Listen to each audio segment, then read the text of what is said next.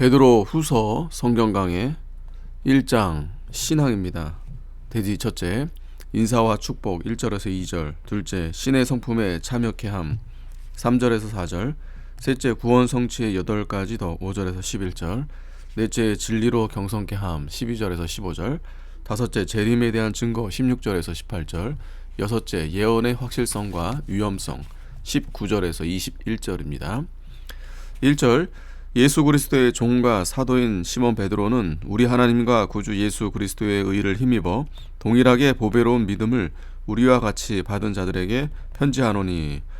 베드로는 자신을 예수 그리스도의 종이라고 했습니다. 종의 특징은 첫째, 주인을 위해 살아야 합니다. 둘째는 주인의 명령대로만 해야 되고, 셋째는 재산에 대한 소유권이 없습니다.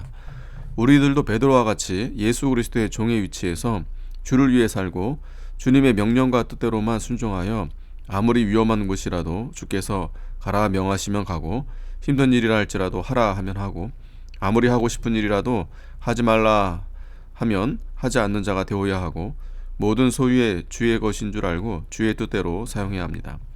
성도가 만일 이와는 반대로 자기를 위해 자기 마음대로 일하고 모든 것을 자기 것으로 삼아 자기 마음대로 사용하면 그리스도의 종의 위치를 탈선하여 주인의 위치에 올라간 것입니다. 사도인 시몬 베드로, 이 사도는 보내심을 입은 자라는 뜻입니다. 베드로는 복음을 위하여 예수님으로부터 보내심을 입은 자입니다. 베드로는 바울처럼 사도권에 대한 변명은 하지 않았습니다. 그 이유는 베드로에 대한 사도권은 모든 사람이 인정하고 있었기 때문입니다. 시몬은 예수를 믿기 전 베드로의 이름입니다. 그가 주께 받은 베드로라는 좋은 이름을 가지고 있으면서도 앞에 시몬이라는 본래 이름을 덧붙인 것은 자신이 부르심을 받기 전에는 죄 가운데서 살며 아무 쓸모없는 시몬이었으나 예수님이 친히 크신 긍휼과 사랑으로 불러서 베드로가 되었고, 사도로 삼아 주의 구속사업에 쓰임을 받게 된 은혜를 감사하여 겸허한 자세로 말한 것입니다. 사도 바울도 디모데전서 1장 12절에 나를 능하게 하신 그리스도 예수 우리 주께 내가 감사함은 나를 충성되이 여겨 내게 직분을 맡기심이니 내가 전에는 회방자요 핍박자요 포행자였으나 도리어 긍휼을 입은 것은 내가 믿지 아니할 때 알지 못하고 행하였음이라고 했습니다. 바울도 자신이 전에는 핍박한 자요 능욕하는 자였으나 주님이 긍휼히 여겨 사도의 직분을 맡겨주신 데 대해 늘 회개하면서 감사한 것입니다. 우리도 전에 자기가 어떠한 자였던가를 생각하여 늘 회개하고 겸손하며 우리가 받은 하나님의 은혜를 감사하며 하나님께 충성해야 합니다. 하나님과 구주 예수 그리스도의 의를 힘입어 모든 성도는 믿음으로 예수 그리스도의 의를 받은 자요 그로 인해 하나님을 의뢰하고 전진하는 자입니다.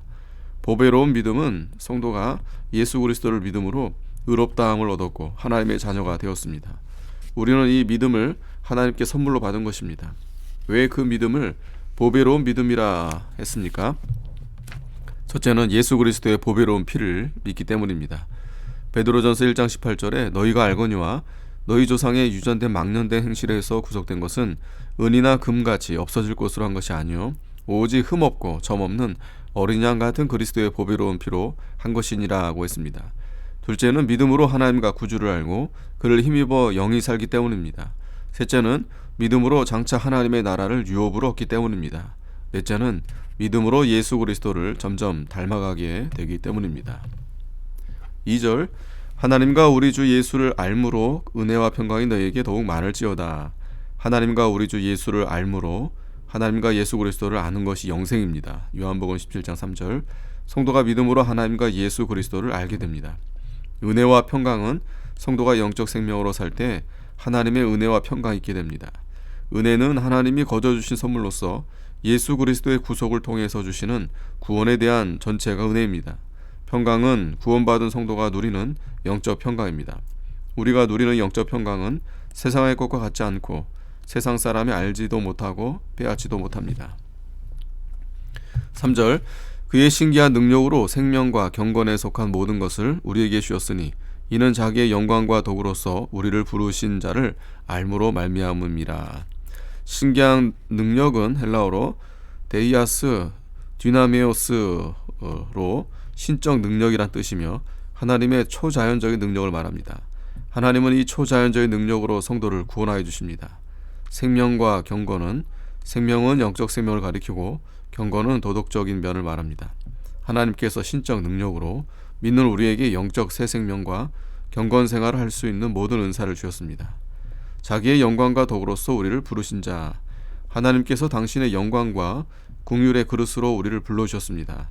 덕은 사랑과 궁율을 가리킵니다.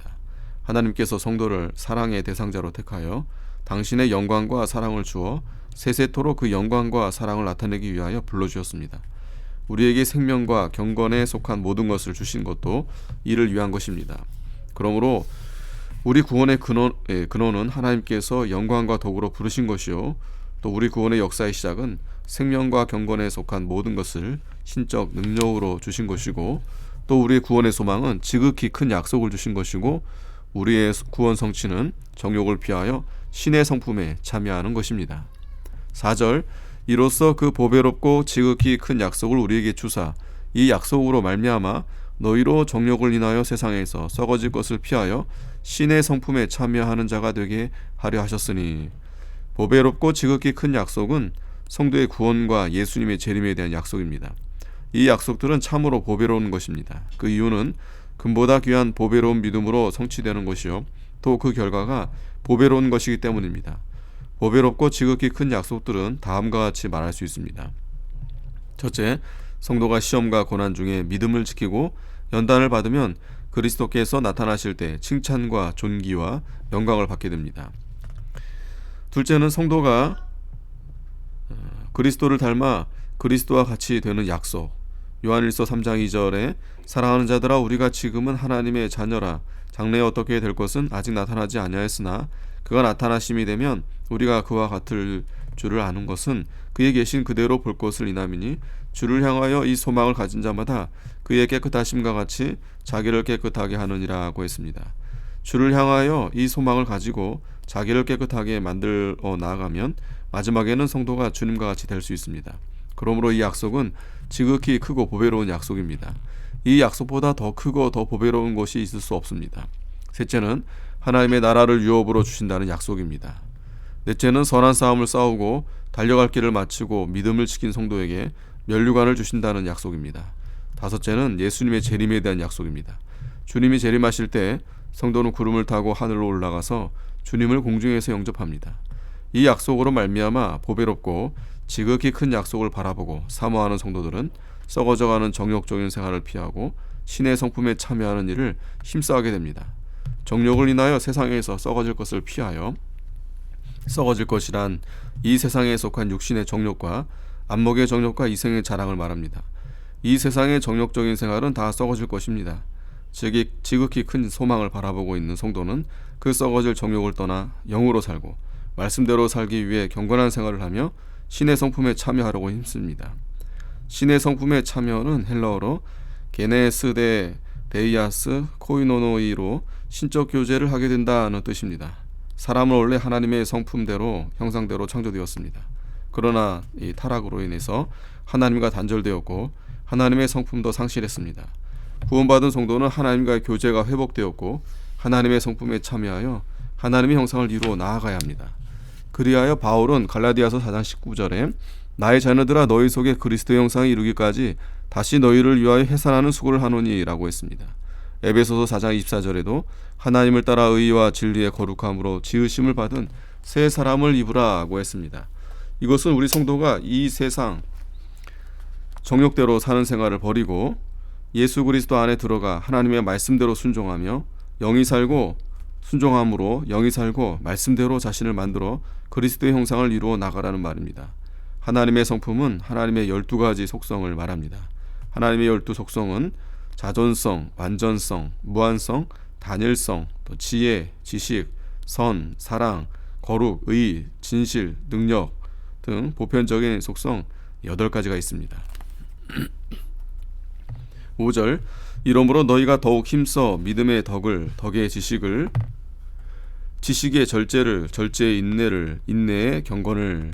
이러므로는 3절, 4절의 내용과 연결된 말인데, 즉 하나님의 신기한 능력으로 생명과 경건에 속한 모든 것을 우리에게 주셨고 보배롭고 지극히 큰 약속을 우리에게 주셔서 우리가 그 약속을 바라보고 썩어질 정욕생활을 피하여 신의 성품에 참여하는 자가 되게 하셨으므로 다음 8가지 덕을 이루어서 신의 성품에 참여하여 생명의 역사가 커지고 영혼이 자라나고 경건한 생활이 진보되어야 한다는 뜻입니다.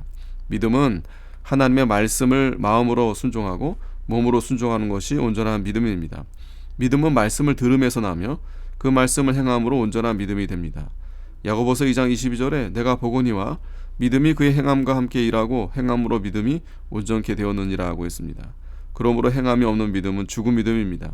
살아있는 믿음은 비록 겨자씨와 같이 작아도 생명이 있기 때문에 하나님의 명령만 있으면 그 명령을 순종하여 태산이라도 바다에 옮기우라고 명령할 것이요 그것이 그대로 이루어집니다.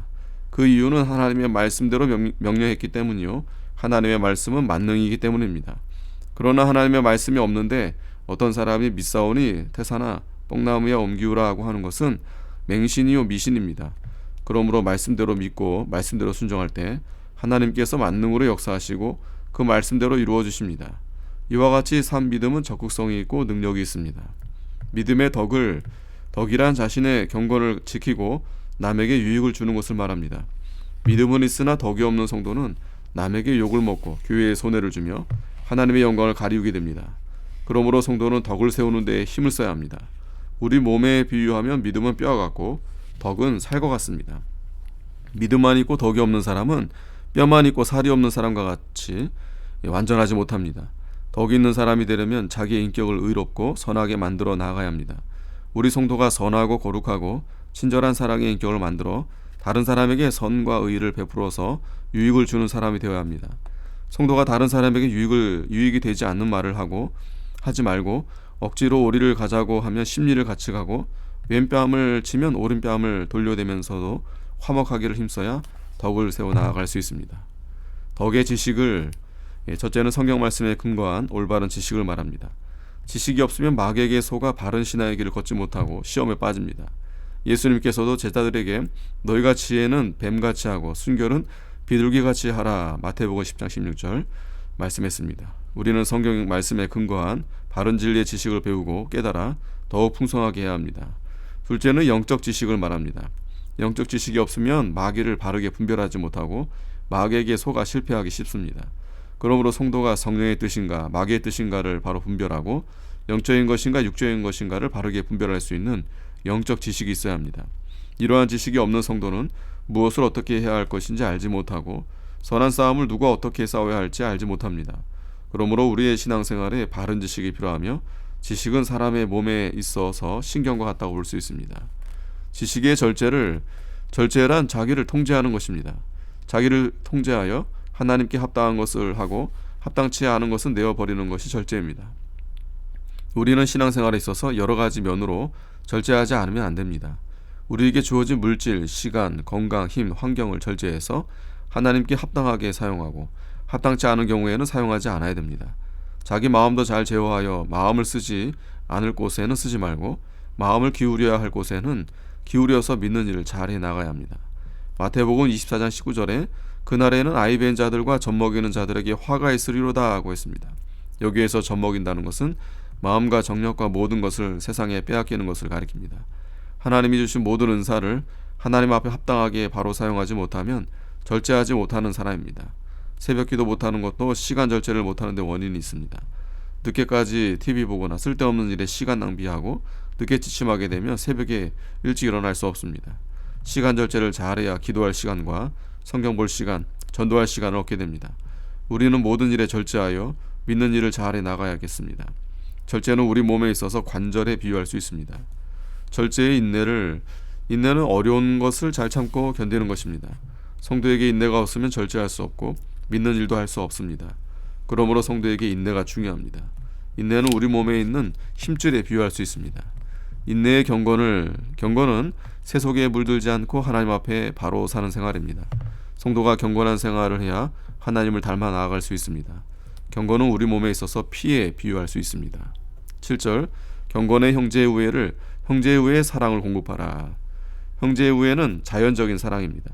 믿는 형제는 그리스도의 한 피로 중생했고 그리스도의 한 생명을 받았으므로 그 영적 생명에서 자연히 형제의 사랑이 나옵니다. 그러므로 성도는 믿는 형제를 자기 속사람에게서 나오는 뜨거운 사랑으로 자기 생명처럼 사랑하게 됩니다. 이것이 형제 우애입니다. 형제 우애는 신체에 있어서 상합과 같습니다. 사랑은 아가페, 사랑으로 거룩한 사랑, 영적인 최고의 사랑을 가리킵니다. 성도는 박의 정신을 가지고 이 사랑을 더욱더 공급해 나아가야 합니다. 사랑은 신체의 피부와 같다고 할 수 있습니다. 8절 이런 것이 너희에게 있어 흡족한즉 너희로 우리 주 예수 그리스도를 알기에 게으르지 않고 열매 없는 자가 되지 않게 하려니와. 이런 것이 너희에게 있어 흡족한즉 이것은 5절에서 7절까지 말한 8가지 미덕입니다. 이 8가지 미덕이 있어 흡족한즉 우리 주 예수 그리스도를 알기에 게으르지 않고 예수를 점점 더 깊이 알고 신앙의 열매를 많이 맺게 됩니다. 9절 이런 것이 없는 자는 소경이라 원시치 못하고 그의 옛 죄를 깨끗게 하심을 잊었느니라. 성도는 예수님의 재림과 천국에서 받을 상급을 바라볼 수 있는 눈을 가져야 하고 또 예수 그리스도를 믿음으로 자기의 모든 더러운 죄를 사함받고 깨끗게 된 것을 바라보면서 항상 감사해야 합니다. 성도는 원시적인 안목을 가지고 예수님의 재림을 바라보고 죄사함 받은 것에 대해서 항상 감사하면서 앞에서 말한 8가지의 덕을 행하도록 더욱 힘써야 합니다. 이런 것들 8가지 덕이 없는 자는 소경이요 옛 죄를 깨끗게 한 것을 망각한 사람입니다. 10절 그러므로 형제들아 더욱 힘써 너희 부르심과 택하심을 굳게 하라. 너희가 이것을 행한즉 언제든지 실족치 아니하리라. 부르심과 택하심을 굳게 하라. 하나님께서 우리를 택해 주시고 불러서 믿게 해주신 것을 잊지 말고 그에 대하여 감사하며 택함받은 하나님의 자녀로서 실족함이 없도록 믿음에 굳게 서야 합니다. 실족치 않으려면 이 8가지 덕을 행하여야 합니다. 이 8가지 덕이 없는 자는 하나님의 택하심과 부르심에 대한 굳건한 이 신앙에 서 있지 못한 자입니다. 11절 이같이 하면 우리 주 곧 구주 예수 그리스도의 영원한 나라에 들어감을 넉넉히 너희에게 주시리라. 이같이 하면 위에서 말한 바 8가지 덕을 행하여 원시하고 실족치 않는 자는 구주 예수 그리스도의 나라에 넉넉히 들어감을 주십니다. 이러한 성도는 불 가운데서 나온 것과 같은 구원이 아니고 승리의 계가를 부르며 영광스러운 구원의 자리에 들어간다는 것입니다. 아멘.